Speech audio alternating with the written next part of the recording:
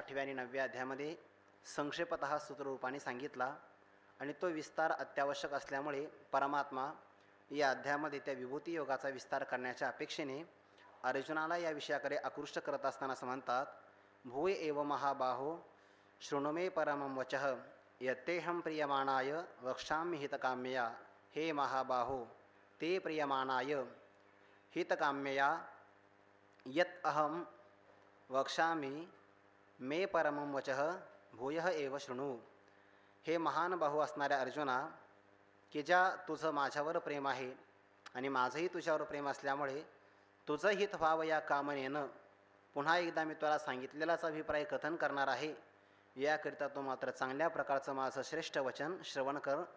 अशी भगवंताची आज्ञा प्राप्त झाल्यानंतर किंवा ज्ञानोबारा या श्लोकाचं चिंतन करून असं म्हणतात की भगवंताने मागे जे निरूपण केलं त्यामध्ये काही विषयाचा विस्तार केलाच नाही. अर्जुन आपल्या अवधानाकरता योग्य आहे की नाही किंवा विषयाचं श्रवण करण्याकरता हा श्रोता योग्य प्रकारचा आहे की नाही या अपेक्षेने परमात्मा अर्जुनाला म्हणतात, आम्ही मागील जे निरूपण केले ते तुझे अवधानाचे पाहिले तव टाचे नव्हे भले पुरते आहे. आमच्या लक्षात आलं की अर्जुन हा ऐकण्याच्या बाबतीमध्ये चांगल्या प्रकारचा संपन्न आहेस.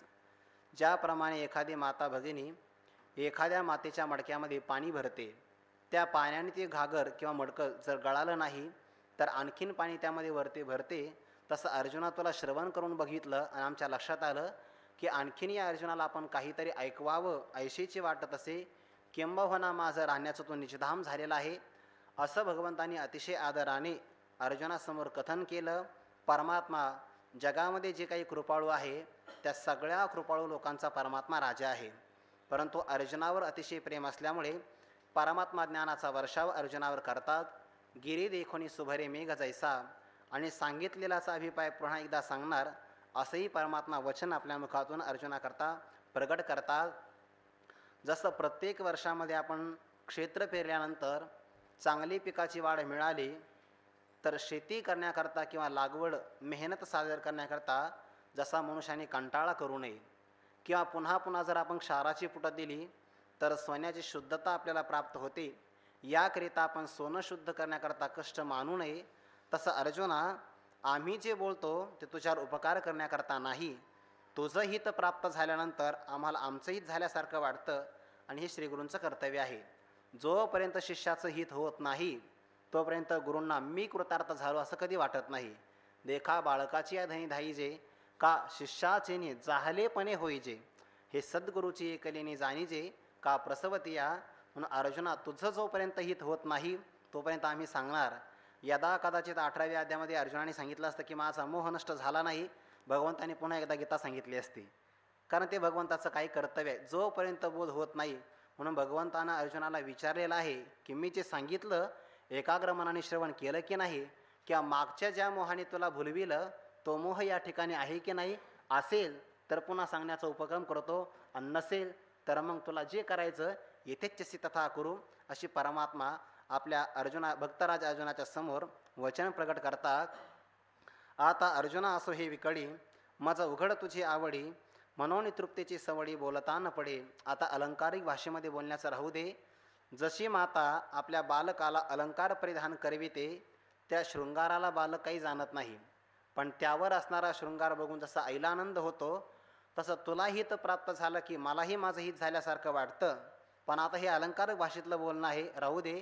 खरं सांगू का, तृप्तीचा शेवट बोलत असताना होत नाही. तृप्ती भुकेली काय करू माये, जसं ज्ञानोबारे म्हणतात तसे भगवंताच्या मुखातली भाषा आहे. म्हणून तृप्तीची सवडी बोलता न पडे. बोलत असताना तृप्ती झाली असं कधीच वाटत नाही. जो प्रेमाचा विषय असतो त्यामध्ये कधी तृप्ती होत नाही, आणि तृप्ती झाली मारुती बाबा सांगत असतात, ज्याच्यामध्ये तृप्ती असते त्याला इच्छा असं म्हणतात, आणि ज्याच्यामध्ये तृप्ती कधीच होत नाही त्याला आवड असं म्हणतात. माझी जीवीची आवडी. बाबा सांगत असं एक उदाहरण आठवण म्हणून सांगतो. एखाद्या मनुष्याला वैशाख महिन्यामध्ये खूप तहान लागली, पाणी पाणी पाणी असं तो करू लागला. जर पाणी प्राशन केलं नाही तर मी मरू शकतो, आणि त्या व्यक्तीला माठातलं थंडगार पाणी एखाद्या व्यक्तीने आणून दिलं. 1-2 पेले तो पाणी प्याला. पुन्हा त्याला सांगितलं की 1 घोटभर पाणी घ्या. सांगितलं आता घेऊ शकत नाही कारण तहान भागली आहे. पुन्हा त्याला विचारलं काय अपेक्षा आहे, जेवण असेल तर फार चांगलं होईल. पंचपक्वानाचं ताट समोर ठेवलं. त्याला सांगितलं 1 तरी जामून घ्या ना. 49 झाले, करा 50. तरी तो घेत नाही. का बरं? भरपूर झालेले आहे. पण तशाही व्यक्तीला आपण म्हटलं चहा घेणार का, तर जी बाकीच्या विषयी इच्छा आहे आणि चहाच्या विषयी मात्र आवड आहे. जिथे आवड असते तिथे मात्र शेवट कधी होत नाही. म्हणून तृप्तीची सवडी बोलता न पडे, आम्हा येतुलियाची कारणे तिची ते तुझशी बोलणे, परी असोही अंतःकरणे अवधान देई. अर्जुना, जो विषय सांगायचा तो फार महत्त्वाचा आहे. म्हणून जाणीवपूर्वक अंतःकरणे अवधान देई. कदाचित मागचाच विषय आम्ही पुन्हा सांगतो म्हणून लक्ष देऊ नको असं मात्र करू नको. कधी कधी असं होतं की आपण ऐकलेलाच विषय आहे ना, काय लक्ष द्यायचं, असं मात्र नाही. या असो हे अंतःकरणे अवधान देई, तरी ऐके ऐके गा सुवर्म वाक्य माझे परम, जे अक्षरे लिहून परब्रह्म तुझं खेवासी आले. माझ्या मुखातून येणारं जे वाक्य आहे, वचन, ते सामान्य नाही. या सकाळच्या सत्रामध्ये आपण विचार केला, भगवंत म्हणतात एक तर ते वाक्य माझं वाक्य आहे. माझं म्हणजे श्रीकृष्ण परमात्म्याचं वाक्य आहे, यात नवल नाही. परंतु माझे म्हणत असताना अर्जुना, तुझा मी आता गुरु आहे. कारण शिष्यस्तेहम, श्रीगुरूंच्या मुखातून येणारं ते वाक्य आहे, म्हणून ते माझे वाक्य. बरं, परम आहे म्हणजे उत्कृष्ट आहे, प्रकृष्ट विषयाचं ज्ञान प्रदान करून देणारं ते वाक्य, म्हणून त्याला परम असं म्हणतात. आणि सुवर्म, चांगल्या प्रकारचं वर्म दाखवून भगवत स्वरूपाचीच प्राप्ती करून देणारं वाक्य असल्यामुळे वाक्य माझे, परम, सुवर्म असे 3 विशेषण या वाक्याला वापरले किंवा वचनाला वापरले. जे अक्षरे लिहून परब्रह्म तुझं खेवासे आले, साक्षात परब्रह्म परमात्मा भक्तराज अर्जुनाला आलिंगन देण्याकरता आलेला आहे. पण त्याने मात्र त्या परब्रह्म तत्वाने अक्षराचं असणारं वस्त्र आपल्या अंगावर परिधान केलं. म्हणून माझ्या मुखात येणारी अक्षर, त्याला अक्षर म्हणू नका, ती अक्षरे नव्हती देखा. ब्रह्म साम्राज्य दीपिका अर्जुना लागे चितकळिका, उजळली या श्रीकृष्णे. तो तर भाव असा आहे की ब्रह्म साम्राज्याचं प्रकाशन करणारे दीपिका म्हणजे ते अक्षर आहे. पण इथला भाव तसा नाही, त्याहीपेक्षा उत्कृष्ट भाव आहे की हे अक्षर नाही, परब्रह्म परमात्मा अक्षरांचं असणारं वस्त्र आपल्या अंगावर परिधान करून तुझ्या आलिंगनाकरता आलेला आहे. म्हणून या वाक्याची उपेक्षा करू नका. जैसे अंगे सानी परिणामे थोर, गुरुमुखीचे अक्षर तसं हे वचन आहे. जे अक्षरे लेवनी परब्रह्म तुझ खेवासे आले, परी किरीटी तू माते नेनसीना निरुते. परंतु अर्जुना, तू मला निरुते नेनसेना, खऱ्या अर्थाने जाणत नाहीस ना. आक्षेप अर्थाने होईल किंवा जाणत असतील तर मग सांगण्याची गरज नाही, पण जाणत नाहीस ना. कदाचित हा परमात्मा आपल्या रथावर आरूढ झालेला आहे सारथी रूपामध्ये, आणि तेवढंच या भगवंताचं स्वरूप आहे असं मात्र नाही. तरी गा जो मी येथे ते विश्वची हे विश्वाची, ते जे ते मी, असं याचा अर्थ होतो. सर्वनाम काही मध्यंतरी घ्यावे लागतात. हे संपूर्ण असणारं विश्व जे आहे आणि ते विश्व ज्या अधिष्ठान स्वरूपावर अध्यस्त होत आहे किंवा ज्या कारणाचा कार्यरूपाने हा जगाचा प्रतिभास आपल्याला भासतो आहे, त्या जगाचं कारण मी आहे किंवा जगाचं अधिष्ठान मी आहे. किंवा याचा आणखीन एक भाव असा होईल, जो मी या ठिकाणी तुला दिसतो तेवढंच मला व्यापक म्हणजे संकोचित समजू नको, तर विश्व जेवढं व्यापक आहे त्या विश्वाला गवसणी करणारा सुद्धा मी आहे. म्हणून तरीगा जो मी येथे ते विश्वची हे, आणि असा माझा असणारा जो प्रभाव, या प्रभावाला मात्र कुणी जाणू शकत नाही. किंवा सांगितलेलाचा अभिप्राय तुम्ही पुन्हा का कथन करतात अशी अपेक्षा असेल तर परमात्मा पुढच्या श्लोकामध्ये तो विचार सांगतात. न मे विदुसुरगणा प्रभवं न महर्षयः, अहमादिर्हि देवानां महर्षीणां च सर्वशः. न मे विदुःसुरगणाः प्रभवं न महर्षयः, अहमादिर्हि देवानां महर्षीणां च सर्वशः. न मे विदुःसुरगणाः प्रभवं न महर्षयः, अहमादिर्हि देवानां महर्षीणां च सर्वशः. न मे विदुः सुरगणाः प्रभवं न महर्षयः, अहम आदिहि देवानां महर्षीणां च सर्वशः. हे पार्थ किंवा हे महाबाहो, मे प्रभवं सुरगणाः च महर्षयः न विदुः, माझा असणारा प्रभाव म्हणजे सामर्थ्य, किंवा प्रभाव म्हणजे परमात्मा अवताराकरता जे अनेक प्रकारचे विग्रह धारण करतो त्यालाही प्रभाव असं म्हणतात. प्रभाव म्हणजे उत्पत्ती किंवा प्रभाव म्हणजे प्रभाव. माझ्या प्रभावाला किंवा सामर्थ्याला कोणी जाणू शकत नाही, किंवा मी परमात्मा कसा अवताराला येतो हेही कोणी जाणू शकत नाही. अजोपि सन्नव्ये आत्मा भूतानामीश्वरोपि सन् प्रकृतीं स्वामधिष्ठाय संभवाम्यात्म माया, असा मे प्रभवम. महर्षयः, जे महर्षी आहे त्या महर्षींचा विचार पुढे येणार आहे. महर्षय सप्तपूर्वे चत्वारो मनवस्तथा असे महर्षी, ज्ञानामध्ये प्रबुद्ध असणारे महर्षीसुद्धा न विदुहू जाणत नाही. सुरगणाहा देवांचे असणारे समुदाय तेही मला जाणू शकत नाही. का जाणू शकत नाही हे नाम कारणम, त्याचं कारण सांगतात. सर्वशः म्हणजे सर्व प्रकारे, किंवा सर्वशः म्हणजे सर्वांचा. कोण कोण? देवानाम च महर्षीणाम, देव असेल किंवा महर्षी असेल, या सर्वांचा अहम आदी, मी या सर्वांचा आदी आहे. आदी आहे म्हणजे कारण आहे. दोन पद्धतीने मी आदी आहे. एक तर यांचा उत्पादकही मी आहे आणि यांच्या बुद्धीचा प्रवर्तक आहे, या कारणामुळे मी आदी, असा पहिला अर्थ. किंवा निमित्त कारणही मी आहे आणि उपादान कारण रूपाने सुद्धा मी आहे. आदी म्हणजे कारण, निमित्त कारण सुद्धा मी यांचा मीच आहे आणि उपादान कारण मीच असल्यामुळे कार्य कधी कारणाला जाणू शकत नाही. हे महर्षी असेल किंवा देवांचे समुदाय असतील, हे जर माझ्यापासून निर्माण झाले असतील तर जो जो पदार्थ जन्य होतो तो जनकाला जाणत नसतो. जरी जाणलं तर जोपर्यंत जनक सांगत नाही तोपर्यंत जाणत नाही.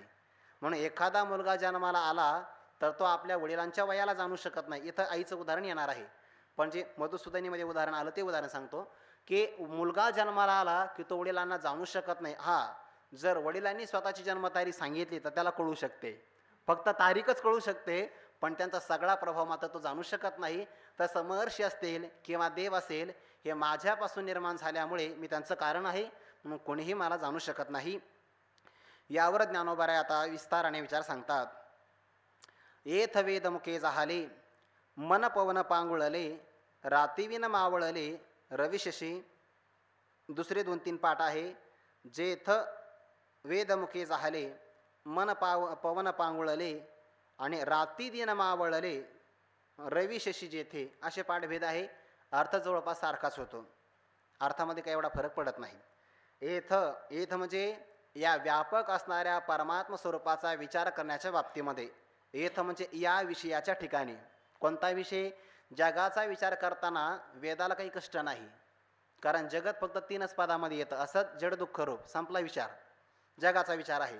पण परमात्म स्वरूपाचा विचार करण्याच्या बाबतीमध्ये एथ या परमार्थ विषयामध्ये वेदमुखे झाले, वेद हा मुका झाला.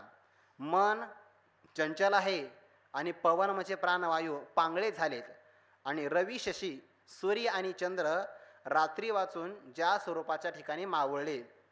याच्यामध्ये 3 प्रकारे विचार केलेला आहे.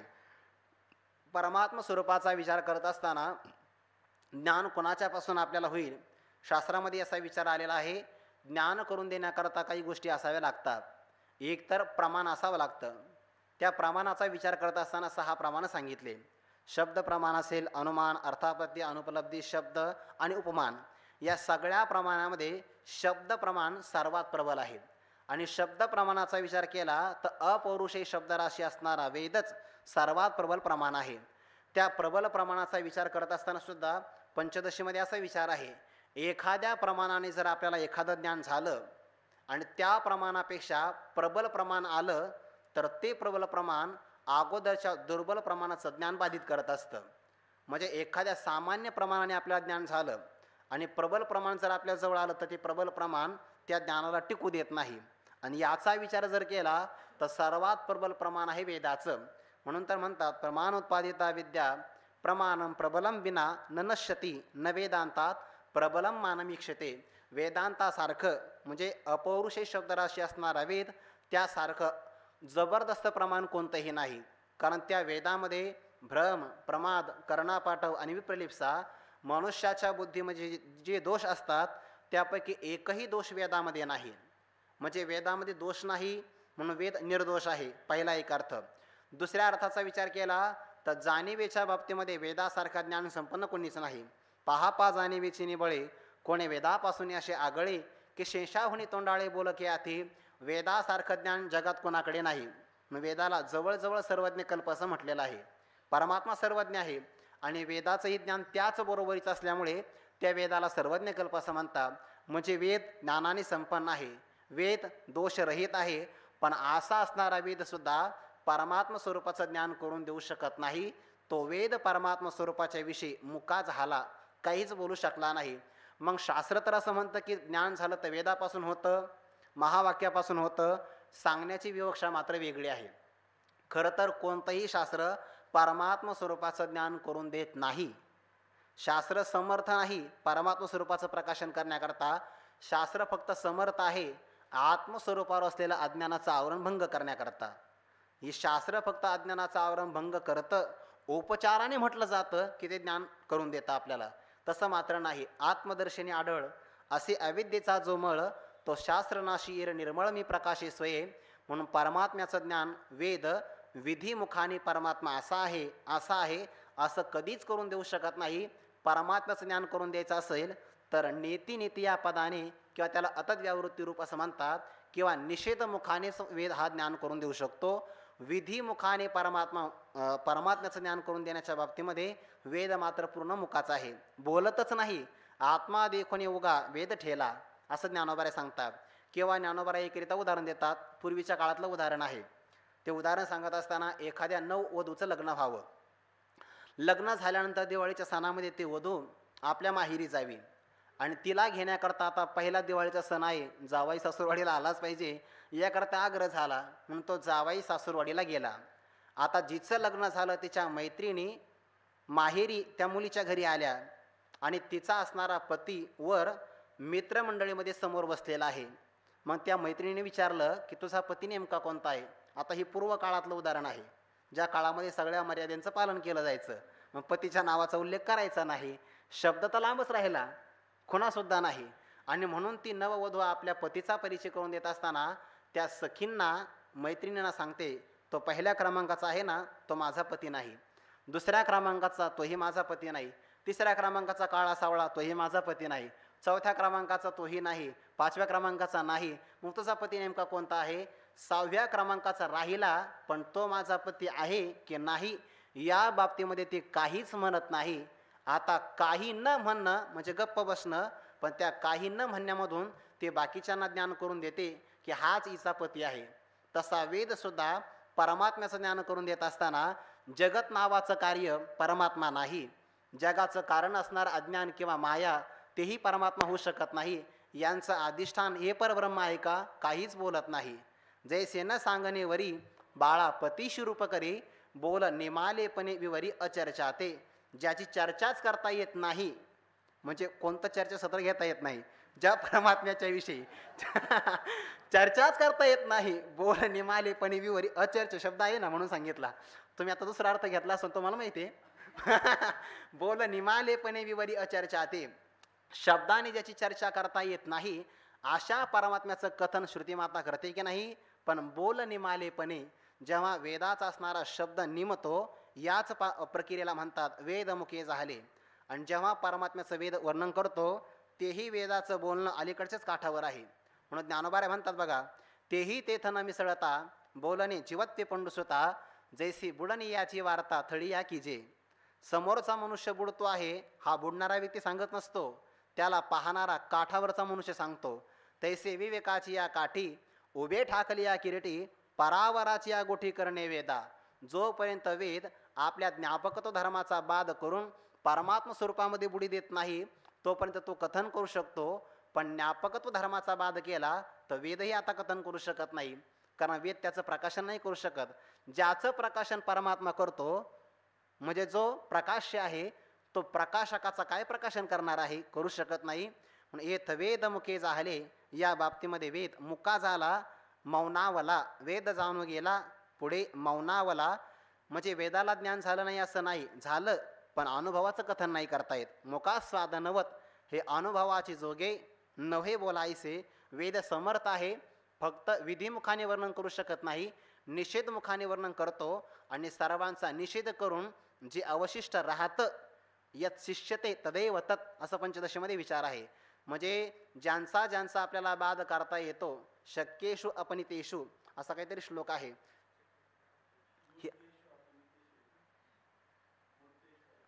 हा, मूर्तेषु अपनितेषु ह्यमूर्तम शिष्यते असं तदैव तत्.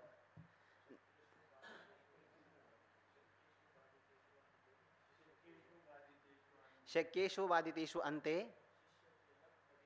शिष्यते यत् तथैव तत्. ज्यांचा ज्यांचा वाद करणं शक्य आहे त्या सर्वांचा वाद केल्यानंतर, निषेध केल्यानंतर ज्याचा निषेध होऊ शकत नाही किंवा ज्याच्यामुळे सगळे निषेध केले जातात, तिसऱ्या प्रकरणामध्येच हा विचार आहे की पंचकोशाचा अनुभव आला म्हणे, पण परमात्म्याचा अनुभव आला नाही. पण ज्याच्यामुळे या सर्वांचा अनुभव आला ते अनुभव त्याचं स्वरूप आहे. स्वयमेवानुभूतित्वात विद्यते नानुभव्यता. त्या अनुभवाचं प्रकाशन कुणीच करू शकत नाही. तमेव भांतमनुभूती सर्वम तस्य भाषा सर्वमिदं विभाती. म्हणून त्या बाबतीमध्ये वेदमुखे झाले. परमात्म स्वरूपाचं कथन करण्याच्या बाबतीमध्ये वेदमुखा झाला. मन पवन पांगुळले. मन चंचल आहे. चंचल असणारं मन जे नाना गती ते पावविते ते चित्तवरील आत्मयाते.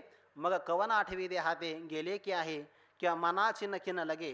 उपनिषदामध्ये असं पण वचन आहे, मनसा एव इदम आप्तव्यम. मनाच्या द्वारेच परमात्मा वस्तू ग्रहण केली जाते. शुद्ध बुद्धी जाणे, अशुद्ध बुद्धी न जाणे. पण तेही जाणणं याच्याकरता जाणे की फक्त अज्ञानावरणाचा भंग करणे, दुसऱ्या अर्थाकरता नाही. म्हणून मन पांगुळले, मनाची नखी न लगे. ज्या स्वरूपाच्या विषयी मनाचा प्रवेश होऊ शकत नाही. ठावो न पवता जयाचा मनेसी मोरडली वाचा. ज्या परमात्मा स्वरूपाचा ठाव न लागताच मनासहित वाचा माघारी फिरते. यतो वाच निवर्तन्ते अप्राप्य मनसासह. मनासहित सगळ्या वाणी माघारी फिरतात. म्हणून मन पांगुळले. पवन पांगुळले. पवन म्हणजे प्राणवायू सुद्धा पांगळा झाला. तो प्राणवायू सर्व इंद्रियांना बल देणारा आहे. पूर्णो देहे बलम यच्छ अक्षानाम्य प्रवर्तक. असा असणारा प्राणवायू सुद्धा जड स्वरूपाचा असल्यामुळे तो चेतनाचं प्रकाशन नाही करू शकत. मन चंचल असल्यामुळे किंवा मन विकारी असल्यामुळे अविकारी आणि स्थिर आत्म्याला जाणू शकत नाही, प्रकाशन नाही करू शकत.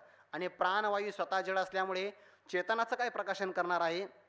म्हणून मन पवन पांगुळले. रातीविन मावळले रवी शशी. रात्र झाले की सूर्य मावळतो आणि चंद्रही मावळतो. अमावस्याच्या रात्रीला एरवी चंद्र असतो, थोड्या थोड्या कलेनं असतो. पण रातीविन मावळले. मावळले म्हणजे काय, जेव्हा सूर्य मावळतो तेव्हा तो कोणत्याही वस्तूचं प्रकाशन करत नाही. आणि जेव्हा चंद्र मावळतो तेव्हाही तो कोणत्या वस्तूचं प्रकाशन करू शकत नाही. मग सूर्य प्रकाशित आहे म्हणजे प्रकाशमान आहे.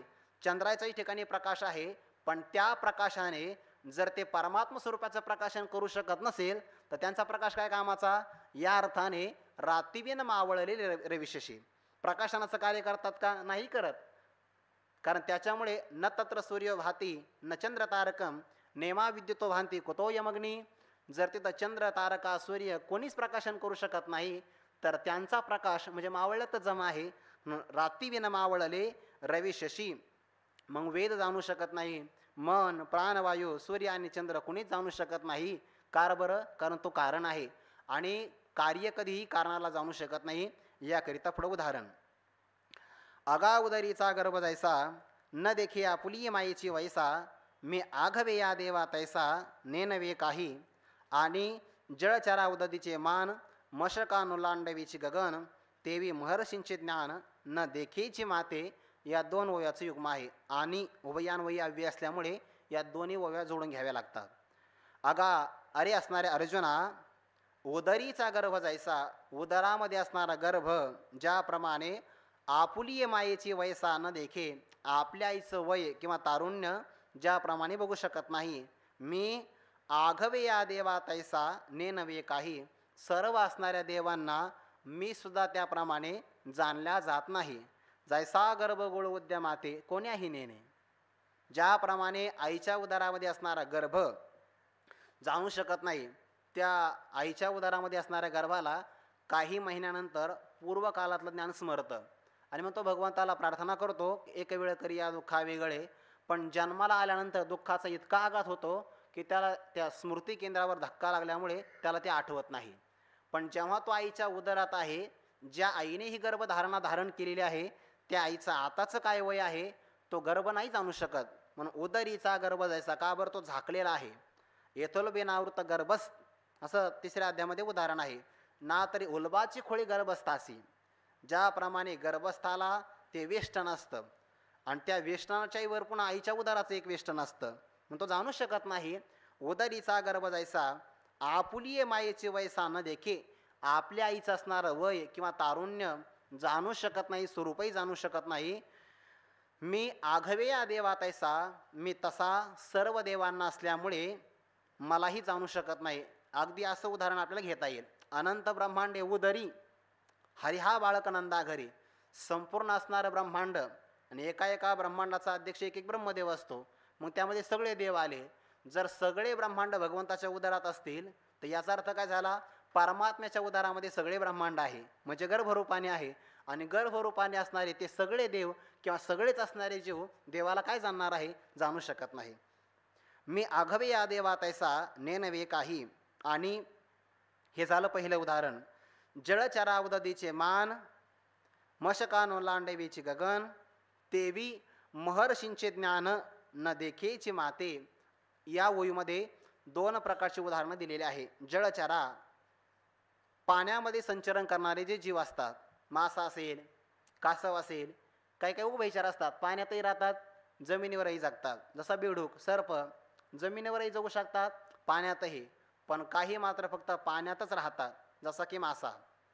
पाण्यातून बाहेर काढला की जिवंत राहू शकत नाही.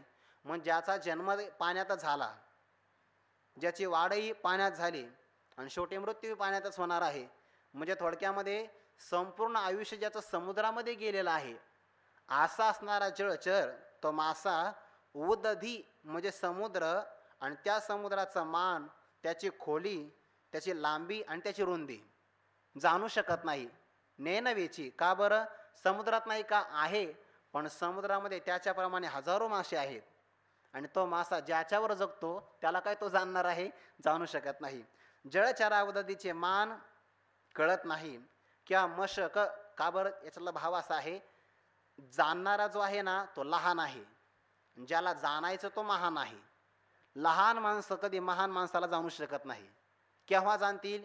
जर ते लहान असणारे महान झाली तर महानाला जाणतील. तो का म्हणे अंगे व्हावे जे आपण, तरीच महिमाने येईल कळो.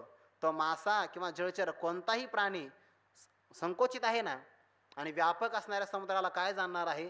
पुढचं उदाहरण फार गमतीशीर आहे. मशक म्हणजे जे डोळ्यात गेलं तरी सापडत नाही, त्याला म्हणतात चिलट. आणि असं असणारं मशक ते मात्र आकाशाचं असणारं मोजमाप काय करणार आहे? करू शकत नाही. का? ते अल्प आहे. आणि अल्प असणारी वस्तू कधी व्यापकाचं मोजमाप नाही करू शकत. मशका नोलांडवीची गगन, त्या चिलटाकडून आकाशाचं गगन नोलांडवे उल्लंघन केल्या जात नाही. फार झालं तर ती चिलट थकेल, पडेल, पण आकाशाला मात्र गवसणी घालू शकत नाही. पहिल्या अध्यामध्ये पण अशीच ओवी आहे. नाही, ते चिलटाचं उदाहरण आहे. गगनमुठी सुवावे मशके केवी. आपल्या हातामध्ये, म्हणजे बघा ज्ञानोबांचं ते उदाहरण यापेक्षा जबरदस्त आहे.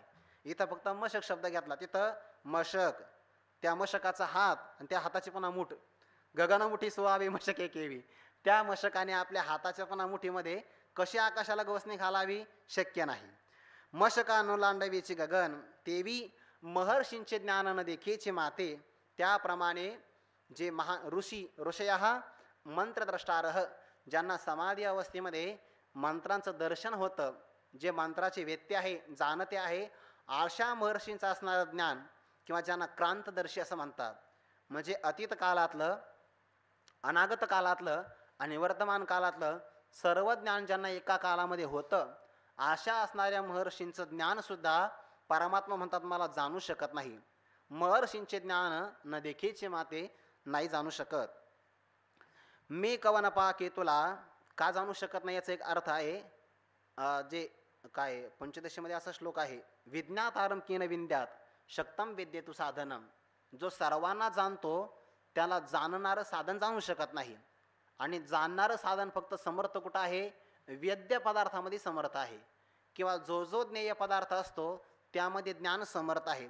परमात्मा ज्ञेय नाही, तो दृंगमात्र स्वरूपाचा आहे. 13व्या अध्यायामध्ये ज्ञेय असं म्हटलं परमात्म्याला, पण वेगळ्या अर्थाने. ज्ञेय ऐसे म्हणणे वस्तू ते येण्याची कारणे, जे ज्ञाने वाचून कवने उपाया नये, या अर्थाने ज्ञेय म्हटलं. ज्ञानाशिवाय अन्य उपायाने जाणता येत नाही, म्हणजे अज्ञानावर भंग केला जात नाही, म्हणून त्याला ज्ञेय असं म्हणायचं. उपचार केलेला आहे, पण तो ज्ञेयच आहे असं मात्र नाही. म्हणून जर ज्ञानाचा तो विषय नाही. काय सांगायचं? तेवी महर्षींचे ज्ञान न देखीची माते. बाबा काही स्पष्टीकरण? मी कवन पाके तुला, कवनाचा काही झाला, या निवृत्तीकरिता बोला कल्प गेले. मी कवन, नेमका मी कोण आहे? स्थूल आहे का सूक्ष्म आहे? कोण आहे नेमका मी? मी कवन सोपाधिक आहे का निरुपाधिक आहे? कारण हे सगळे सापेक्ष धर्म आहेत. म्हणून मी नेमका कवन पाके तुला, केतुला म्हणजे नेमका केवढा आहे? नभ तोच माझी खेळ लपी थपी, नेमकं माझं परिमाण किती आहे? कवन पा केतुला, मी कोण आहे आणि केवढा आहे? कवनाचा नेमका कोणाचा आहे, म्हणजे कोणापासून निर्माण झाला, संबंध नेमका कोणाचा आहे? षष्टी आहे ना, म्हणजे कवनाचा परमात्मा नेमका कोणाचा आहे. आणि जर तो कोणाचा आहे असं सांगितलं तर ज्याच्यापासून तो निर्माण झाला तो पुन्हा कोणाचा आहे. म्हणजे साखळी पुन्हा अशीच लागत राहील, सगळ्या प्रकारचे चक्रे कापत्य वगैरे दोष येतील त्याच्यामध्ये. मग कवनाचा कै झाला आणि केव्हा उत्पन्न झाला, म्हणजे कोणाचा आहे आणि केव्हा उत्पन्न झाला, या निवृत्ती करिता बोला कल्प गेले. परमात्मा म्हणतात या निवृत्ती बोला करिता कल्प गेले. निवृत्ती म्हणजे निवाडा किंवा निवृत्ती म्हणजे निर्णय. परमात्मा नेमका कोणापासून आला, जगाचं सांगता येतं याच्यामध्ये योतो आयमाने भूतानी जायंते सांगता येतं, पण परमात्म्याच्या बाबतीमध्ये न जायते न म्रियते सांगितलं जात नाही, कारण तो अनादी आहे. आणि ज्ञानोबा आणखीन म्हणतात बघा, खरं तर संसार सुद्धा सांगता येत नाही. जो साच जेथून उपजे तया ते आधीही साजे, आता नाहीची तो म्हणीचे कोठोनिया. जो जो पदार्थ उत्पन्न होतो तो अमुक घटकापासून निर्माण झाला असं सांगता येतं, पण जो निर्माणच झाला नाही तो कोणापासून निर्माण झाला असं सांगावं. संसार झाला असता तर सांगितलं असताना, नाहीच तर सांगावा कसा. म्हणजे वंद्या पुत्राचा जन्म सांगा, वाढदिवस साजरा करायचा, कसं काय करणार, सांगता येणार नाही. तसं जगतही सांगता येत नाही आणि परमात्मा भावरूपाने असल्यामुळे तोही सांगता येत नाही. कवनाचा काही झाला या निवृत्तीकरिता, या निर्णयाचं कथन करत असताना बोलत असताना कल्प गेले, फार मोठा कालावधी गेला. म्हणजे ब्रह्मदेवाचं आयुष्य असणारं किती जरी आयुष्य प्राप्त झालं तरी सुद्धा या निर्णयाचा किंवा निवाड्याचा विचार करता येणार नाही. का बरं? ज्या माध्यमातून आपण निर्णय करणार, काल घेतला की नाही, आणि काळ नावाची कल्पना आहे. काळाने आपण ज्याचं ज्याचं मोजमाप करतो तो पदार्थ अनित्य असतो आणि परमात्मा नित्य आहे, कारण त्याला काल परिच्छेद नाही. ज्याला काल परिच्छेद नाही त्याचा आपण कालाने काय मोजना करणार आहे, करता येणार नाही. या निवृत्तीकरिता बोला कल्प गेले, काजे महर्षी आणि या देवा, एराभूत जाता सर्वा, मीचे आदी म्हणून पांडवा, अवघड जाणता. इथे कारण सांगितलं. परमात्मा का बरं जाणला जात नाही, कारण महर्षी आणि या देवा, महर्षी असतील म्हणजे जे महर्षी वाढले, विरक्ता भागा फिटले, किंवा जयाची आरतीची भोगीत विषयी तेजिले संत, जया लागी विरक्त वनवासी, दृष्टी सुनी जया ते ब्रह्मचर्यादी व्रते. आले शब्द, मुनीश्वर तपाते आचरताती. श्रेष्ठ असणारे मुनी ज्याच्याकरता तपाचं आचरण करतात, किंवा यदक्षरम वेद विदो वदंती, विशंती यद्दतयो वितरागाः, यदिच्छंतो ब्रह्मचर्यम चरंती, तत्ते पदम संग्रहेन प्रवक्षे. जयाची आवडीन गणिती ब्रह्मचर्यांची साकडी, निष्ठुर होणे बापुडी इंद्रिय करीते. असे जे महर्षी त्याग संपन्न आहे ते सुद्धा मला का जाणू शकत नाही, कारण त्यांचा मी आदी आहे. या देवही मला जाणू शकत नाही. जर जाणलं असतं देवाने तर इंद्राने 7 दिवसापर्यंत पावसाचा वर्षाव केला नसता गोकुळावर, गोवर्धन पर्वतावर. का जाणलंच नाही म्हणून ना, भगवंताला नाही जाणू शकला, देवांना जाणू देवांचाही मी आधी कारण आहे. महर्षी झाले, देव झाले, आणि मग इतर एराभूत जाता सर्वा. आता यांच्यामध्ये जे आले नसतील ते सगळे घेतले इतर पदामध्ये. सर्वच्या सर्व असणारे भूत जात या सर्वांच्या सर्व करिता मीचे आदी म्हणून, मीच आदी आहे, सर्वांचं आदी कारण आहे. आणि म्हणून पांडव अवघड जाणता, म्हणून यांना जाणण्याकरता मी अवघड आहे म्हणजे कठीण आहे, जाणला जात नाही. कारण जाणणं हेच त्याचं स्वरूप आहे, त्याला कोण जाणू शकणार आहे. हा मात्र एक होऊ शकतं, कठीण आहे, पण जर असं घडलं ना तर मग मात्र मला जाणू शकतील. कसं घडावं लागेल बघा, हातवटी ज्ञानोबा यांची. अशा गोष्टी जर घडतील तर कदाचित मला कोणीतरी जाणू शकेल, पण या गोष्टी अशक्य आहे, जाणणं सुद्धा अशक्य आहे. उतरले उदक पर्वत वळगे, जरी झाड वाढत मुळी लागे, तरी मिया जालेने अंगे जाणीचे माते. का गाभे वने वटगी मसवे, जरी तरंगी सागर साठवे, का परमानु माझे सामावे भूगोळ हा, तरी मिया जालिया जीवा, महर्षी अथवा देवा, माते जाणावया हो आवा अवकाश गा. या 3 ओव्यांचा एकत्र विचार आहे. आणि पुन्हा मग ऐसाही जरी विपाये, दुसऱ्या विषयाला प्रारंभ आहे, तर त्या पुढच्या ओव्या पुढच्या श्लोकाकरता आलेल्या आहे. उतरले उदक पर्वत वळगे, पर्वतावरच पाऊस का पडतो, पाठीमागच ओवी गेली सकाळी, गिरी देखोनी सुभरे मेघ जायचा. ज्याप्रमाणे पर्वताला बघितलं की मेघ पाण्याचा वर्षाव करतो आणि मग त्या पर्वताच्या मस्तकावर पठारावर पडलेलं पाणी जास्त प्रमाणामध्ये झालं की ते वाहू लागतं. ज्ञानोबरांची ओवी आहे बघा, शैलाची सर्वांग जैसे वार्षीय दसे आणि ओहळ या शैलाची सर्वांग जैसे, अशी 11व्या अध्यायामध्ये ओवी आहे. म्हणजे ज्याप्रमाणे वर्षा ऋतूमध्ये पाऊस जास्त असतो ते आणखीन एक उदाहरण दिले बघा 18व्या अध्यायामध्ये, वर्षा काळीचे जैसे मेघवृंद. ते उदाहरण का दिलं? कारण वर्षा काळातले मेघ वर्षाव करतात, आवाज करत नाही. निसर्गाचं शास्त्र असं आहे. वर्षा काळातले मेघ पाऊस चांगला करतात, म्हणजे आषाढ महिना असेल किंवा श्रावण महिना, वर्षा काळातले मेघ पाऊस भरपूर करतात पण गर्जना मात्र करत नाही. आणि जे गर्जना करतात, गरजेल तो पडेल काय असं म्हणतात, ते आवाज करतात. तसा तर सात्विक करता करता उदाहरण आहे. सात्विक करता कर्म फार चांगले करतो, परंतु मी करता हे नुमसे, आवाज करत नाही. आणि मग वर्षा काळामध्ये जो पाऊस पडतो, तो पाऊस ज्या झऱ्यांच्या रूपाने जेव्हा खाली येतो, तर त्या संपूर्ण असणारा जो पर्वताचा शिखर आहे त्याच्यावर शेवाळ तयार होतं, शैलाचे सर्वांग जैसे. आणि कधी जर आपण बघितलं, मी बघितलं म्हणून सांगतो, ते जेव्हा झरे वाहतात की नाही, धबधबे पडतात, तर त्या पर्वतावर वारा वाहतो. ते वाऱ्याची जर अशी झुळूक आली तर पडणारं पाणी पुन्हा वर्तुळाकार होतं, माघारी जातं, दुप्पट वेगाने पुन्हा खाली येतं. आणि वारा वाहू लागला की ते बरोबर चक्र तयार होतं, पाणी पडणं आणि वारा आला की पुन्हा माघारी जाणं. ते पाहण्यासारखं आहे, सांगण्यासारखं निश्चितच नाही. उतरले उदक पर्वत वळगे, पण झाडावरून खाली वाहणारं पाणी उतरले उदक. आणखी 9व्या अध्यायामध्ये अशी ओवी आहे, जैसे उंची हुनी उदक पडले, ते भूमीवरी येऊ लागले किंवा ये उगले, असा दुसरा पाठ आहे. उतरले उदक, पर्वताच्या मस्तकावरून उतरलेलं पाणी पुन्हा पर्वत वळगे, जर ते पर्वतावर चढेल, वळगे चढू लागलं तर मग काय होईल? तर मग मात्र प्राणी मात्र मला जाणू शकतील. किती कठीण आहे, म्हणजे पाणी उतरलं पाहिजे खाली आणि पुन्हा वर चढलं पाहिजे. म्हणजे आपण मशीन लावायचे नाही, पाणी स्वतः चढलं पाहिजे. असं काय कधी घडेल का? घडणं अशक्य आहे, तसं मला जाणणं अशक्यच आहे. उतरले उदक पर्वत वळगे, जरी झाड वाढत मुळी लागे. एखादं झाड आहे, वाढत असताना त्याचा शेंडा पुन्हा मुळाला लागला पाहिजे, पण झाडाची वाढ खुंटली नाही पाहिजे. कारण ओवी तशी आहे, झाड वाढत, झाड कायम वाढत असलं पाहिजे. आता वाढणारं झाड आहे आणि त्याचा पुन्हा शेंडा मुळाकडे कसा येईल? अशक्य आहे. जरी झाड वाढत मुळी लागे, तरी मिया जालेनी जगे जाणीचे माते. मिया जालेनी म्हणजे माझ्यापासून झालेलं कोण? जग. आणि ते जग मात्र माते जाणीजे, मला जाणू शकेल, हे मात्र अशक्य आहे, जाणू शकणार नाही. का? अथवा गाभे वने वट गिमसवे. गिमसवे म्हणजे सापडला जाईल, शोधला जाईल. पण कशामध्ये? कोण सापडायचं आहे? वट. वट म्हणजे काय? वटवृक्ष, त्याला वडाचं झाड असं म्हणतात. आणि ते झाड फार मोठं असतं, पण झाड जेवढं मोठं तेवढं त्याचं बीज लहान असतं. सविस्तर वटत्व जैसे बीजकणिके माझी असे आणि बीजकणू असे वटी जेवी. त्याचं असणारं बी फार लहान असतं. परंतु गाभेवने म्हणजे 2 अर्थ होतात. त्याच्यामध्ये अंकुर निर्माण झाला, त्या वडाच्याच असणाऱ्या बीजापासून अंकुर निर्माण झाला. आता त्या अंकुरामध्ये काही वर्षाचा कालावधी जर बघितला तर वटवृक्ष सापडू शकेल. कालेन परिपच्यन्ते असं होईल. पण लगेच अंकुरामध्ये वटवृक्ष शोधला जाईल का? नाही. गाभे वने म्हणजे त्या अंकुरामध्ये संपूर्ण असणारा वटवृक्षाचा विस्तार सापडेल का?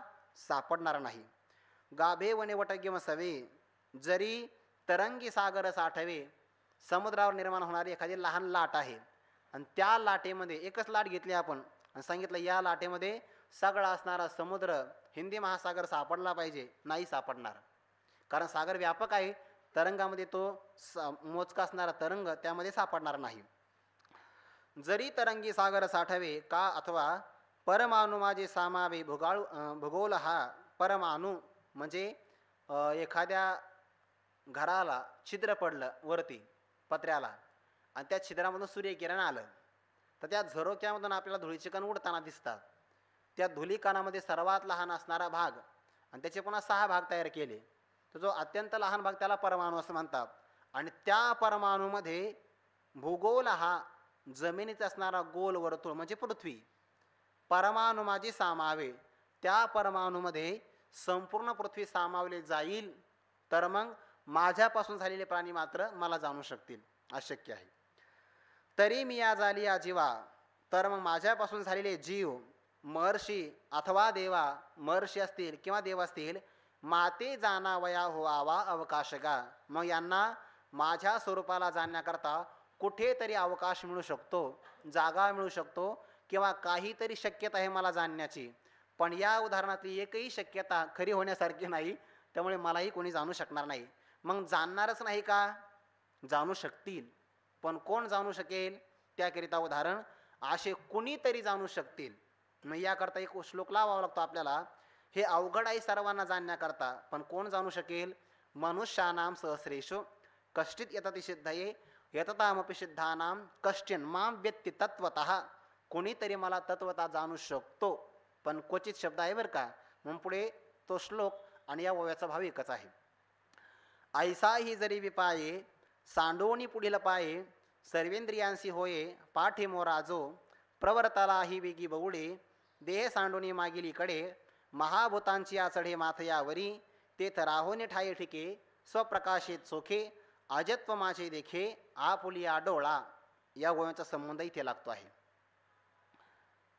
श्लोक घेऊ अगोदर आणि मग त्या ओव्या घेऊ. भगवंताला जाणण्याचं महान फल काय आहे, त्या फलाचा विचार परमात्मा पुढे तिसऱ्या श्लोकामध्ये सांगतात. यो मामजमनादिं च वेत्ति लोकमहेश्वरम् असम्मूढः समर्थेषु सर्वपापैः प्रमुच्यते. यो मामजमनादिं च वेत्ति लोकमहेश्वरम् असम्मूढः समर्थेषु सर्वपापैः प्रमुच्यते. यो मामजमनादिं च वेत्ति लोकमहेश्वरम् असम्मूढः समर्थेषु सर्वपापैः प्रमुच्यते. यह माम अजम अनादिम च व्यक्ति लोकमहेश्वरम असम्मूढः समर्थेषु सर्व पापैहि प्रमुच्यते. यह जो कोणी दुर्मिळ असणारा साधक, माम मला कसा जाणतो? 3 प्रकारचे भाव सांगितले. अजम, अजम म्हणजे जन्मरहित आहे असं जाणतो. अनादिम, माझा कोणीही कारण नाही, उलट मी सर्वांचं कारण आहे. अनादिम, ज्याचा आधी कोणी नाही, म्हणजे मी अनादी आहे म्हणूनच अजम आहे, असा एक अर्थ होतो. लोकमहेश्वरम, सर्व प्राणीमात्रांचा नियामक आहे. गतिर्भर्ता प्रभू साक्षी. लोकमहेश्वरम किंवा मायाम तु प्रकृती विद्यान मायिनम तु महेश्वरम, असा सर्व त्या लोक शब्दाचे 2 अर्थ होतात. लोकस्तु भुवने जने, लोक शब्दाचे 2 अर्थ. जन त्यांनाही लोक असं म्हणतात, आणि या भुवनांना आपण म्हणतो ना 14 लोक, म्हणजे काय, भुवनांना सुद्धा लोक असं म्हणतात. आणि लोक असं म्हणतात म्हणजे जनवाचकही तो शब्द आहे. या संपूर्ण लोकांचा महान ईश्वर म्हणजे नियामक माम व्यक्ती, असं जो मला जाणतो तो कसा आहे? सह मरतेषु, तो मृत्यू लोकामध्ये किंवा जे मर्त्य प्राणी आहे त्या संपूर्ण प्राणीमात्रामध्ये असम्मूढ, तो मोहशून्य आहे, म्हणजे तो विवेकी आहे. जाणणारा विवेकीच असतो व्यक्ती ना. आणि जो जाणतो सर्व पापैहि प्रमुच्यते, प्रकर्षे करून सर्व पापांपासून तो मुक्त होतो. नुसता पापापासून नाही, तर मग माते जेणे पाविजे ते शुद्ध पुण्य, आणि मदची माझे मी असता जेणे मी दुरावे पंडसुता, ते पुण्य असे म्हणता जीवन तुटे काही, म्हणून ते पापरूप पुण्य असे त्या पुण्यापासून सुद्धा तो काय होतो? मुक्त होतो. प्रमुच्यते, प्रकर्ष करून मुच्यते म्हणजे मुक्त होतो. म्हणजे का? कारणाचाच नाश झाल्यामुळे पाप आणि पुण्य नावाचं जे काही कार्य आहे किंवा संस्काराचा नाश झाल्यामुळे सर्व पाप आणि पुण्यापासून तो मोकळा होतो. कर्मच बुद्धियुक्ताही फलम त्यक्ता मनीषिणः, ते दुसऱ्या अध्यायामध्ये पण असा विचार आला आहे. ते यातायातने माले घना यातायाती लोपती अर्जुनातया अशी. तर ते निरामय भरित पावती पद अच्युत, ते बुद्धियोगयुक्त धनुधराना आणखीन एक उभी आहे की त्यांना पाप आणि पुण्य नाही असा शब्द आहे तिथं. सर्व पापही प्रमुच्यते, सर्व प्रकारच्या पापांपासून ते मुक्त होतात. आता या सगळ्या ओव्या आठवतात, पण जेव्हा आपण ते ओव्या बघतो तेव्हा ते लक्षात येत नाही. इथे सांगत असताना त्या ओव्या आठवतात, म्हणून ते बघितलं नाही असं होतं ते. पण ते असं लक्षात येत नाही की आपल्याला ही इथं सांगायचं आहे. मग इथं आल्यानंतर जे सुचतं ते सांगावं लागतं. सर्व पापही प्रमुच्यते, सर्व प्रकारच्या पापापासून तो मुक्त होतो. माते जाणावया होवावा अवकाशगा, मला जाणण्याकरता तेव्हा कुठेतरी संधी मिळू शकते, पण कोण जाणू शकतं? ऐसाही जरी विपाये, क्वचित कोणीतरी जाणू शकतो. ऐसाही, असा बिकट प्रसंग आहे, पण विपाये जाणू शकतो. पण जो जाणतो त्याच्या ठिकाणी कोणता भाव असला पाहिजे, त्याची तयारी आहे. म्हणून साधकाचा प्रवास एका जन्मातला नसतो. बहुनाम जन्मनाम अंते ज्ञानवानमाम प्रपद्यते. तो अनेक जन्माच्या शेवटी भगवंताला प्राप्त होतो. म्हणून त्या प्रवासाचं वर्णन करतात ज्ञानोबा राय. आत्मसुखाची या गोडिया विटे जो का सकळ विषया, जयाची या ठाई इंद्रिया मान नाही. पहिल्यांदा त्याच्या ठिकाणी इंद्रियांचं संगोपन करत असताना इंद्रियांना मान नसला पाहिजे. विषयाचं असणारं आकर्षण दूर गेलं पाहिजे, किंवा आपली असणारी अंतःकरणाची वृत्ती सर्व इंद्रियांच्याद्वारे जी विषयाकडे धाव घेते आहे, याला म्हणतात ती वृत्ती किंवा अंतःकरण पुढच्या पावलाने पळणं. म्हणून सांडोनी पुढील पाये, पुढचे पाय आहेत की नाही, पुढचे पाय म्हणजे बहिर्मुख होणारे वृत्ती तिला बाजूला करून. म्हणून हा प्रवास महत्व. इंद्रिय ग्रामोन निघाला, आस्तीची या वाटा लागला, आत्मसिद्धीची या पुढील अनगरा यावया, हा त्याचा प्रवास आहे. म्हणून साधकाला पहिल्यांदा ज्ञानोबा म्हणतात, परी हे तरीच घडे जरी संयमाची अखंडे, सर्व द्वारी कवाळे काळा सती, तरी सहजे मन कोंडले, हृदयची असेल उगले, जैसे कर चरणी मोडले परिवरण संडी. ज्याप्रमाणे हात आणि पाय तोडून टाकले तो व्यक्ती घराचा परित्याग करू शकत नाही, तसं सर्व असणाऱ्या दरवाज्यांच्या मध्ये, दरवाजे म्हणजे इंद्रियांचे दरवाजे, या संपूर्ण असणाऱ्या दरवाजावर संयमाचं कवाड लावलं की अंतःकरणाची असणारी वृत्ती बहिर्मुख होऊ शकत नाही. यालाच म्हणतात सांडवून पुढील पाये. आपली असणारी अंतःकरणाची वृत्ती जी विषयांकडे धाव घेत आहे, पुढील पाये पुढच्या पावलाने त्याचा परित्याग करायचा. म्हणजे पहिल्यांदा इंद्रियासहित मनावर विजय संपादन करायचा. सांडवून पुढील पाये सर्वेंद्रियांशी होये पाठीमोराजो. आणि ते ब्रह्मदेवाने किंवा परमात्म्याने इंद्रिय निर्माण केली ते बहिर्मुखच केलेले आहे. परांची खाणी व्यतृणत स्वयंभूत, तस्मात पराम पश्यते नांतरात्मन.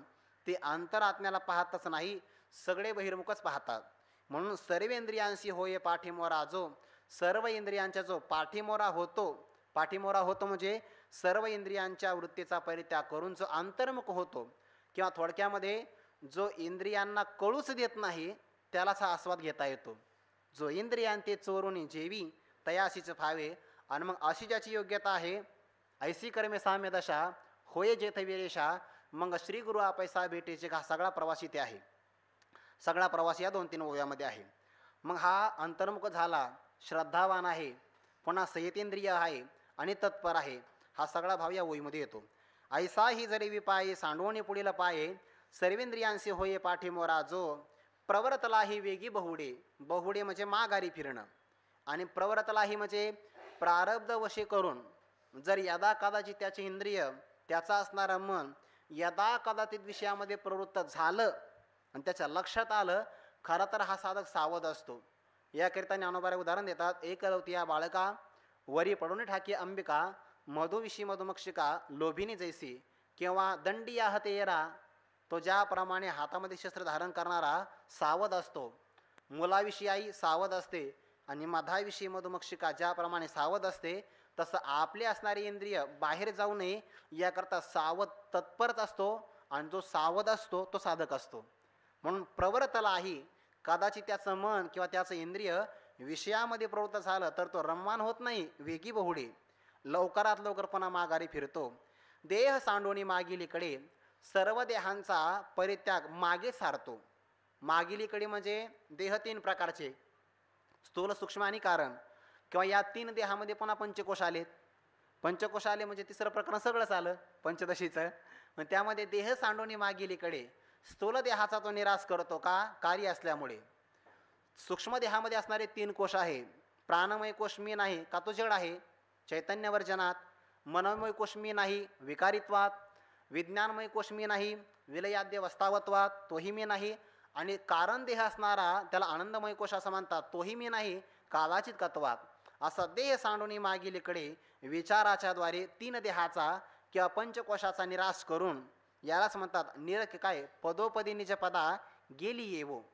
पावला पावलाने एका एका देहाचा निराश करून देह सांडोनी मागिलीकडे, आणि यानंतर महाभूतांची या चढे माथयावरी, तो सर्व महाभूतांच्या मस्तकावर चढतो. इथे एक क्षेपक ओवी दिलेली आहे, पण ती ओवी अर्थ करता खूपच चांगली वाटते.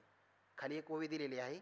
नभ अलिप्त सर्वांसी, स्वये अलिप्त होणे नभासी, हेची महाभूतांची या माथ यासी चढणे साचे. भागवतामधली एक गोवी ते याच्यावर दिलेले आहे. काही ज्ञानेश्वरीमध्ये असेल आहे. म्हणजे महाभूतांच्या माथावर चढणं याचं स्पष्टीकरण इथं दिलेलं आहे. म्हणजे म्हणून तर मग ज्ञानेश्वरीमध्ये बरेच सूत्ररूपाचे अर्थ आहे ते भागवतामध्ये प्रगट होतात. आता याचा सुद्धा विस्ताराने विचार नाथ महाराजांनी केला असेल, पण आता कोणत्या अध्यायात असेल ते शोधावं लागेल, कारण ही सूत्रच आहे सगळं. असेलच. पंचकोशाचा किंवा 3 देहांचा विचाराने निराश करून महाभूतांची या चढे माथयावरी पंचमहाभूतांच्या मस्तकावर चढतो.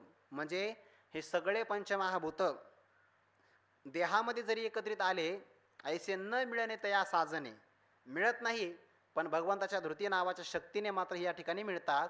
आणि असे जरी मिळाले, यथा सर्वगतम सूक्ष्मात आकाशम नोपलिप्यते, सर्वगत असणारा आकाश सर्वांच्या ठिकाणी आहे पण ते कोणाशी मात्र लिप्त होत नाही, तसा हा सुद्धा पंचमहाभूतांचा असणारा देह याच्याशी मात्र लिप्त होत नाही.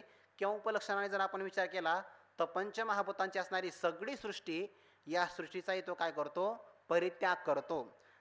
महाभूतांची या चढे माथयावरी, ते राऊतबाबांनी ते एक उदाहरण सांगितलं होतं, देव पाहो उंच ठाई उभे राहो.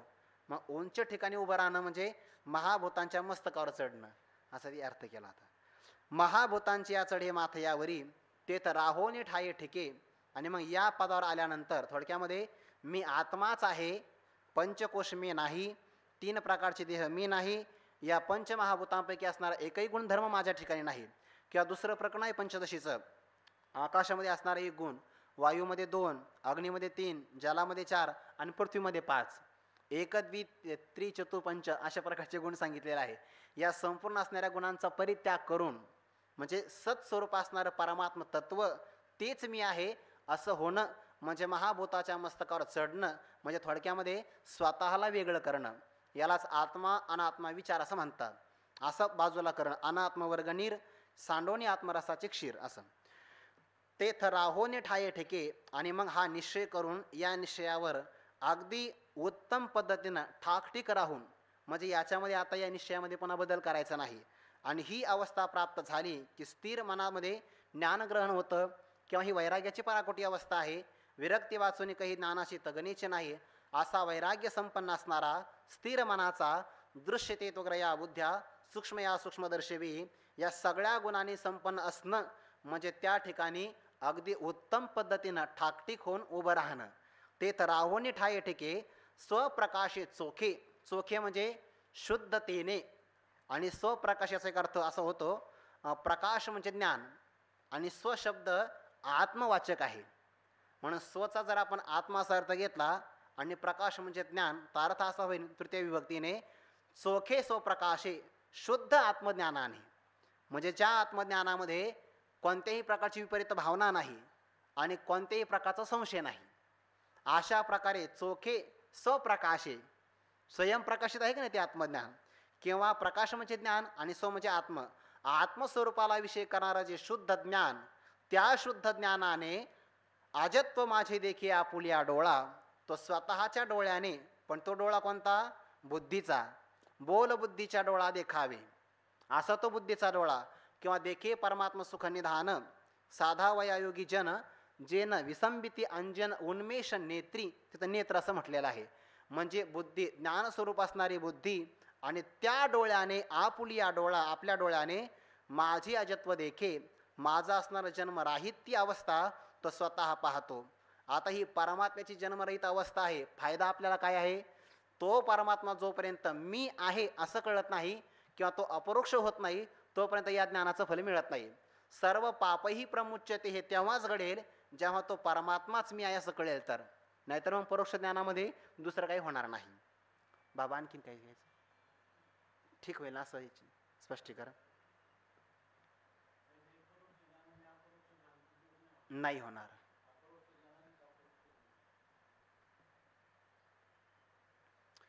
अजत्व माझे देखी आपुलिया डोळा, स्वतःच्या बुद्धीनं ती बुद्धी शुद्ध आहे आणि त्या बुद्धीने परमात्मा अज स्वरूपाचा आहे असं स्वतःच्या बुद्धीने जाणतो. आणि जाणल्यानंतर जसा परमात्मा आहे ते 13-14व्या अध्यायामध्ये आहे, मी जैसा अनंत आनंद तैसेची ते सत्यसंध्य मग भेद उरेची ना असं नाही, ती 15व्या अध्यायामध्ये आहे. पहिलीच ओवी आहे इदम ज्ञानोपाश्रित्य, याच्यावर बहुतेक मी जैसा अनंत आनंद तैसेची तर सत्यसंध्य म्हणून भेद उरेची ना, असा भेद उरत नाही. जसा मी अनंत आहे, आनंद स्वरूपाचा आहे, तैसेची ते भेद उरेची ना, ते तसेच आहे किंवा मी तेची ते झाले तर संशय काय असा असं असेल तरच मग सर्व पापही प्रमुच्यते. ते पाप जवळ काय येत नाही, कारण या महात्म्याचा स्पर्श झाला की आपल्याला जळून जावं लागेल, म्हणून सर्व पाप जवळ येत नाही. अजत्व माझे देखी आपुल्या डोळा, तैसेची ते भेद उरेचे ना. मी आदिसी पर सकळ लोक महेश्वर, ऐसिया माते जो नर या परी जाणे, या प्रकाराने जाणतो. माते जाणे म्हणजे स्वतःलाही जाणे आणि मलाही जाणे, का मी शब्द आलेला आहे, मीही तसाच आहे असं म्हणून. मी आदिसी पर, आदी म्हणजे काय, प्रारंभ. आदी शब्दाचा अर्थ होतो प्रारंभ किंवा उत्पत्ती, आणि मी प्रारंभाच्याही पलीकडचा आहे, म्हणजे माझा प्रारंभच नाही. किंवा जगाची उत्पत्ती आहे, आदी आहे, पण मी आधीच्याही पलीकडचा आहे, म्हणून मी आदिसी पर म्हणजे माझी उत्पत्ती नाही, किंवा माझा आदी नाही म्हणजे मी अनादी आहे. थोडक्यात मी आदिसी पर, पर म्हणजे पलीकडचा किंवा पर म्हणजे श्रेष्ठ असा पण अर्थ होतो. सकळ लोक महेश्वर, सर्व लोकांचा मी स्वामी आहे, म्हणजे आकाशे सर्वत्र वसावे, इथेही माझी सत्ता आहे. किंवा भयादस्याग्निस्तपते भया तपते सूर्य, भयात इंद्रश्य वायुश्च मृत्युर्धावते पंचमः, या सर्वांचा मीच काय नियामक आहे. म्हणून सकळ लोक महेश्वर ऐसिया माते, अशा प्रकारचा असणारा सगळ्या लोकांचा नियामक ईश्वर जो मी आहे, त्या माझ्या स्वरूपाला जो नर खऱ्या अर्थाने या परी या प्रकाराने जाणतो, म्हणजे अपरोक्ष रूपाने जाणतो की जसा परमात्मा आहे तसंच माझं स्वरूप आहे, कारण परमात्मा व्यापक आहे आणि व्यापक असणाऱ्या परमात्म्याचा अंश मी आहे. ममेव अंश जीव लोके, मग जसा परमात्मा असेल जन्मरहित तसा मीही आहे, जसा परमात्मा चिदानंद स्वरूप आहे तसा मीही आहे. असं जर ज्ञान झालं या परी जो जाणे, मग त्या मनुष्याला मनुष्य म्हणू नका. भगवंत म्हणतात बाकीचे पण माझेच अंश आहेत, पण तो माझा विशेष अंश आहे. पुढे तो पाशाना माझी परिस, जैसा रसात सिद्ध रस, तैसा मनुष्य आत तो अंश माझाची जाण. माझाची अंश तो जाण, कारण तो माझा अंश आहे, म्हणजे विशेष ज्ञान त्याच्या हृदयामध्ये आता प्रगट झालेला आहे. तो कसा आहे, पाषाणा माझी परिस. दोन उदाहरण आहे या ओळीमध्ये. ज्याप्रमाणे बाकीचे पाषाण आहे, बाकीचे पाषाण म्हणजे खूप मिळतात पण तसा परीस मिळत नाही. आणि का सारिका बहुस, जैसा न जोडे परीस, बाकीचे दगड पुष्कळ मिळतात, कितीही मिळतात असं नाही, ठेच लागते विनाकारण बाकीचे, पण त्या पाषाणामध्ये ज्याप्रमाणे परीस असावा तो विशेष आहे. पाषाणा माझी परीस तो विशेष आहे. किंवा ज्याप्रमाणे रसा आत सिद्ध रस, सिद्ध रस अमृताला असं म्हणतात. ज्याप्रमाणे बाकीचे रस आहे षडरस म्हणतात, पण त्या काव्याचे 9 रस आहेत, जेवणातले 6 रस आहेत, पण सगळ्या रसामध्ये ज्याप्रमाणे सिद्ध रस म्हणजे अमृत आहे, अमृत रस स्वादनी रस सकळ, सगळ्या रसांचा आस्वाद अमृताच्या स्वादामध्ये होतो. जसं अमृत रसामध्ये विशेष आहे, पाषाणामध्ये परीस विशेष आहे, तसा मनुष्यामध्ये तो विशेष आहे नाही, तो माझाच अंश आहे. मनुष्यात तो अंश माझाची जाण, आणि अंश हा अंशीशी कधीही वेगळा नसतो, तो एकरूपच असतो. मनुष्य आता तो अंश माझाची जाण, आता त्याला मनुष्य म्हणू नका. सामान्य माणसं त्याला मनुष्य म्हणतील, पण जाणकार व्यक्ती त्याला मनुष्य म्हणणार नाही. ते चालते ज्ञानाचे बिंब, तयाचे अवयव ते सुखाचे कोंब, एर माणूसपण ते भांब लौकिक भाग.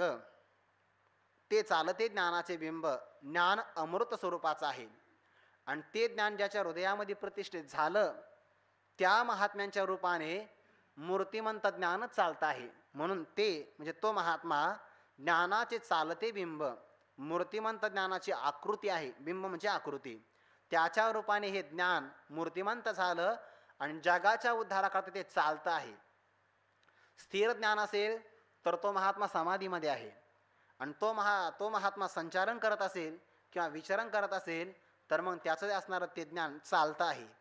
किंवा त्या महात्म्याच्या मुखातून प्रगट झालेला ग्रंथ म्हणजे ते चालतं ज्ञानाचं बिंब आहे. ग्रंथसुद्धा काय आहे?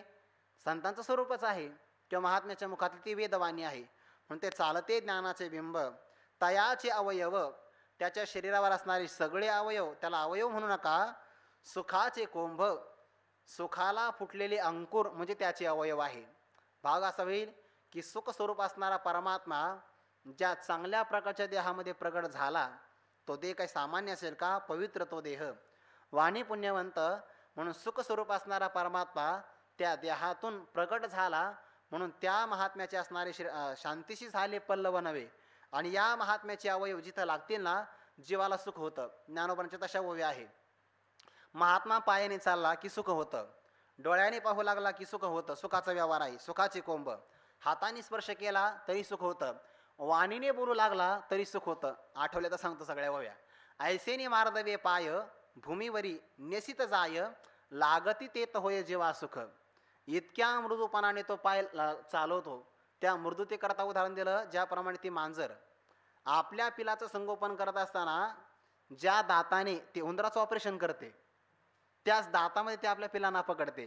मोहाचेनी सांगडे, लासी पिली धरी तोंडे, तिथं दाताचे आगरडे लागती जैसे. कैसे लागती? मृदू लागती.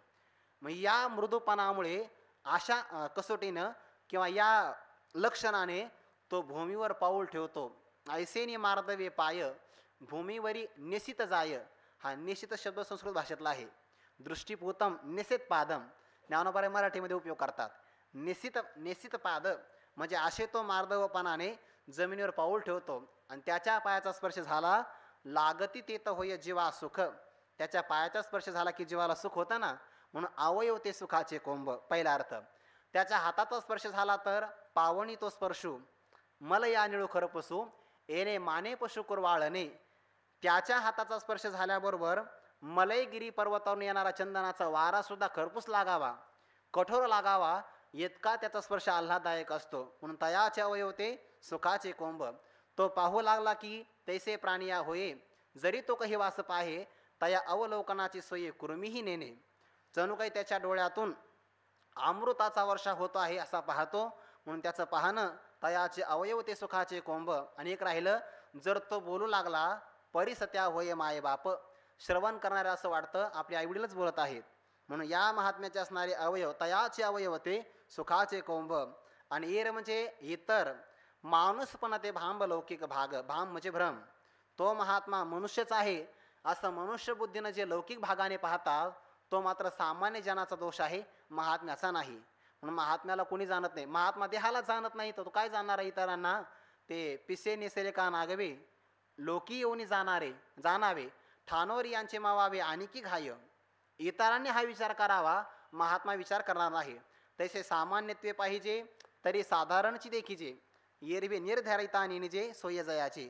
त्याची असणारी अवस्था कुणाला कळणार आहे? ती अवस्था ज्या मनाला प्राप्त झाली त्यालाच कळेल, इतरांना कळणार नाही. म्हणून एर माणूसपण, त्यांच्या ठिकाणी हा मनुष्य आहे असा मनुष्यपणाचा जो भाग आहे म्हणजे भ्रम आहे, तो लौकिकातला भाग आहे. त्यामुळे तो काही एवढा विशेष नाही, पण बोधाचा भाग मात्र फार महत्त्वाचा आहे. आता जरी तो देहामध्ये आला तर देह संबंधाने मात्र तो संसर्ग लिप्त होत नाही, संसर्गित होत नाही. याकरता पुढे होऊया. अगावचिता कापुरा माझी सापडला हिरा, वरी पडली या निरा नागवे काही. किंवा इथे तर खाली पाठभेदच दिला नाही. न निगे केवी. आणि ते तिसरा आहे वाटतं, नागवे की तो. कुंठे प्रतीमध्ये हा पाठ आहे. आणि न निगे केवी असा पण पाठ आहे. हो, नागवे काही. अगा अर्जुना अवचिता अकस्मात कापुरा माझी सापडाला हिरा. आरती करता कापूर आणला, कर्पूर गौरम करून अवतारम. कापूर आणला, आता कापूर आणल्यानंतर कापूर पेटवावा लागतो ना. असे ते खंदरकर महाराजांनी असा अर्थ घेतला बरं का. दोन अर्थ घेतले त्यांनी. असं ते त्या संबंधाने अर्थ कथन करू आपण. अवचिता कापुरा माझी हिरा सापडाला. त्या कापरामध्ये हिरा सापडला. कापूर जळू शकतो, हिरा नाही जळत. हिरा ठेविता इरणी, वाचे मारिता जोखणी, तोची मोल पावे खरा. करणीचा होई चुरा, घनाचा घाव घातला तरी तो वाचतो. मग असा हिरा अग्नीने जळेल का? नाही जळणार. अहो म्हणे पण हिरा आहे, घेण्याकरता कापूर विजवा. वरी पडली या निरा नागवे काही. त्याच्यावर जर पाणी पडलं म्हणे अग्नीनेही कापूर जळत, आपलं हिरा जळत नाही, कापूर जळतो. आणि पाणी पडलं तर कापूर विरघळतो, पण हिरा मात्र नागवे काही, थोड्याही पद्धतीनं मात्र विरघळत नाही, असा त्यांनी केलेला अर्थ आहे. दुसरा आणखीन असा अर्थ होतो, अगा अवचिता कापुरा माझी सापडाला हिरा. अकस्मात कापराची तयारी करत असताना किंवा कापराचं संशोधन करत असताना हिरा अकस्मात सापडला. अवचिता सापडूच शकणार नाही, पण सापडला, कारण तो अमूल आहे ना. अमूल्य वस्तू काही कोणी विसरत नसतं, पण कसं झालं काय माहिती, अवचिता सापडला, अकस्मात सापडला. आणि मग आपण जर कापराला धुण्याचा प्रयत्न केला, वरी पडली या निरा, त्या कापरावर पाणी पडलं तर कापूर विरघळतो, पण हिरा मात्र तसा विरघळत नाही. भाव याचा अर्थ असा होतो, पाण्याचा परिणाम हिऱ्यावर होत नाही, किंवा कापरावर जसा पाण्याचा परिणाम झाला तसा हिऱ्यावर होत नाही असा. नागवे काही विरघळत नाही, किंवा न निघे केवी असं पण पाठ आहे. मग वर जर पाणी पडलं तर तो हिरा निघत नाही का, निघतो ना. कापूर वाहून जातो पण हिरा बाजूला निघतो असा अर्थ. तैसा मनुष्य लोका आत तो जरी झाला प्राकृत, तरी प्रकृती दोषाचे मात नेण्याची की. तैसा इथे पण आपल्याला या 2 वेळा घ्याव्या लागतील. दृष्टांताचा असणारा सिद्धांत पुढे आहे.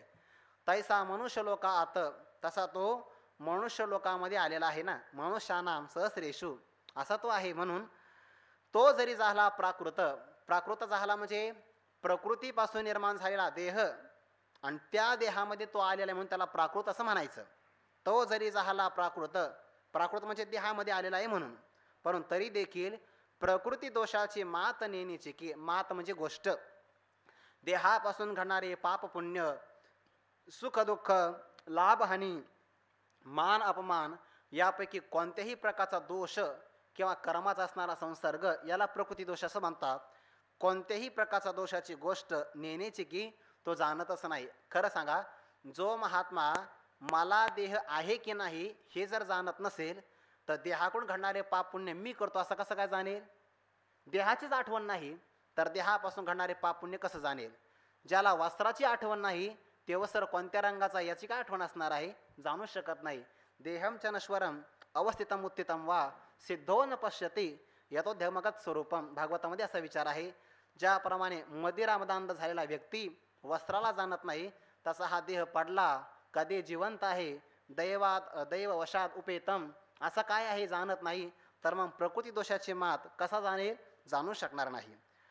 तरी प्रकृती दोषाची मात नेण्याची की तो आप भयेची सांडे जे पापी, जैसा जळत चंदन सरपी तेवी माते जाणी तो संकल्पी, वर्जोनी घापे. वर्जोनी घापे म्हणजे वर्जन करणं म्हणजे त्याग करणं.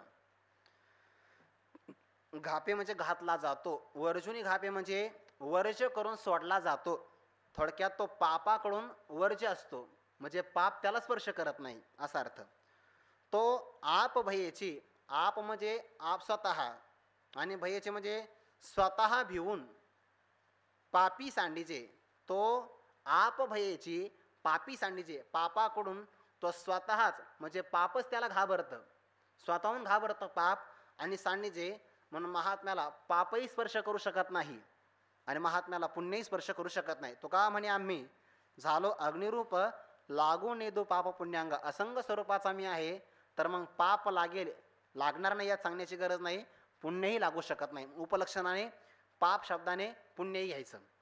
सांडीचे पापी कसं याकरिता उदाहरण, जैसा जळत चंदन सरपी. उदाहरण फार गोड आहे, म्हणजे आता भाव लक्षात आला बरं का, पहिला नव्हता आला.